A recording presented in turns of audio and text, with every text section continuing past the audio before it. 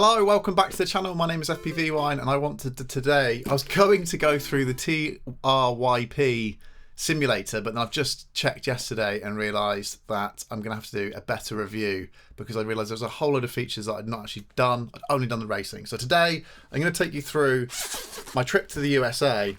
I'm going to say possibly one of the first people to fly FPV at the Birdman's vert ramp.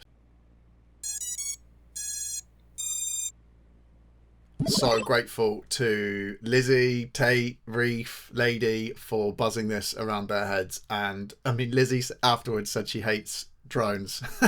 Each to their own, but thank you for letting me fly this. So I thought I'd just run through some clips. And for anyone who's interested that hasn't seen any of my other videos, this setup. So straight away, I took to the US Mobula 8 with the DJI O3 Air Unit. I have the Integra goggles and the Radio Master pockets. I'm having some problems with this one. I might have to get a new gimbal, which is annoying. I took it to Tampa as well. Might have to do a separate video on that. If you'd like to see that video, let me know. Going back to the Birdman's. So got to skate and fly at the Birdman's vert ramp. And it was so fun. It was just so fun. And thank you again to all the skaters that let me fly around, because I know that drones get a bad rep in skateboarding. First up, I got to film Lizzie. I think this was the first day I went. Really difficult to get that line. I think it's going to take some time. The second time I went back, definitely felt more comfortable with the lines. Really happy with the Tate Carew line that I got with him.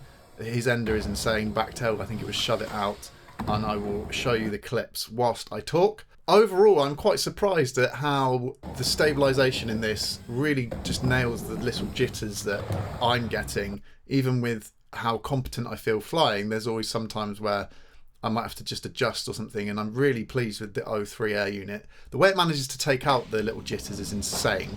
And I didn't fly as close as I'd like to because I don't know the guys that well, and you know, the British skaters I can fly a lot closer to because I'm more comfortable with those, but like not knowing the guys, they're all professionals, I didn't want to injure any of them. I was keeping a distance. Flew 4K, I think it was 4K 30, I might have even gone 4K 100 at some points. And I think the funnest thing was accidentally finding the roof cap, the little roof line that I found, which was really funny, to fly through the rafters and then come down and get Tate. Hopefully I can roll that clip. Just fantastic fun, and I'm really happy. Like I say, there's definitely a technique to following vert, and it's very difficult. Almost like surfing, I'd imagine. Well, obviously surfing's one way, but you're having to kind of do this, and it's very difficult. So I do want to try and get this out again in vert next spring, summer, or in an indoor ramp maybe, and get a lot closer to hopefully someone that trusts me. Really fun experience. Really grateful for the guys again filming. And if you have any questions about my experience, let me know. Any tips or suggestions that you want me to help with if you're trying to maybe get into FPV flying. I think as well, it was quite funny. I was filming Reef, and Reef did a big spin backside disaster. Oh my god. And I was sat on the seat next to the ramp, and I remember just being quite close and seeing the trick unexpected and just being like, wow, this is amazing. It was like first row seats at a cinema. I just thought it was fantastic. And I do wonder whether you'll start seeing more drone footage in future projects now that I've had a go and shown, you know, some of the guys out there the potential usage of this. Then hopefully this will then, I think, be used more in skateboarding, especially with follow cam drones that I did in the skate across at Clermont with Jeremy Green. Jeremy Green's a very talented skateboarder. Go and check out his channel. His channel was insane, like insanely popular.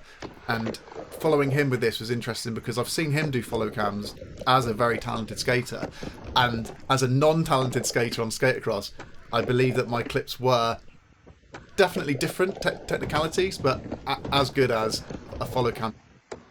Interesting. Something like this can then now capture something like that, and being untalented like myself with being able to do follow cam on a skate across, whereas Jeremy's just, I would say, almost probably number one in skate across.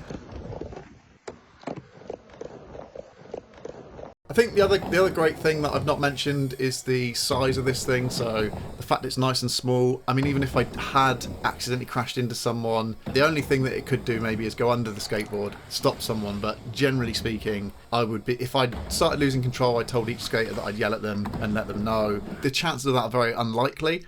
The chance of hitting someone with this is probably more likely. But like I say, it's so small and light that it will just bounce off you. And at that point, you probably just bail off your skateboard. So I'm hoping to do more of this stuff in the future with some more vert skateboarders, park skateboarders, jump box skateboarders, street skateboarders, because it's just, for me, I get very excited about this because it's a different form of capturing skateboarding. I film on fisheye, film on your phone, film on cameras, but drones is something that's relatively new. All the skateboarders tend to hate it, which is unfortunate, but the funniest irony about skateboarders hating on drone flying is it reminds me of pedestrians hating on skateboarding in street skateboarding. So, you know, the irony there isn't lost on me for the skateboarders who hate drones. Like I say, if you've got any questions about how I was able to fly and capture stuff like that, let me know if I can help. Simulator, my number one suggestion would be to get on a simulator, follow things on the simulators first to get a good feel of how to do something. It's definitely different. I don't think there's any simulator that simulates real life perfectly, but it definitely helps that muscle memory and the basis, the foundations of you being able to fly and follow, whether it's a BMXer, a mountain biker, a skateboarder, a surfer, a runner, a cyclist, a car. No matter what you're trying to follow, it definitely helps to get on the simulator. So I'll have a review of TYRP Tripe. Let me know how to say it. I don't know how to say it. I want to get that review out as soon as possible. I was meant to do that. I bought it. Thank you ever so much for everyone who supports me. I bought it with the ad revenue from Google. So that was very good that I managed to self-fund a simulator buy, and I can give my feedback on that simulator for people who maybe haven't bought that simulator. So that's an upcoming video. Thank you for watching. Thanks again to Lizzie, Tate and Reef and Lady for letting me follow them with this really annoying little buzzer. And I'll see you guys in the next video. Enjoy.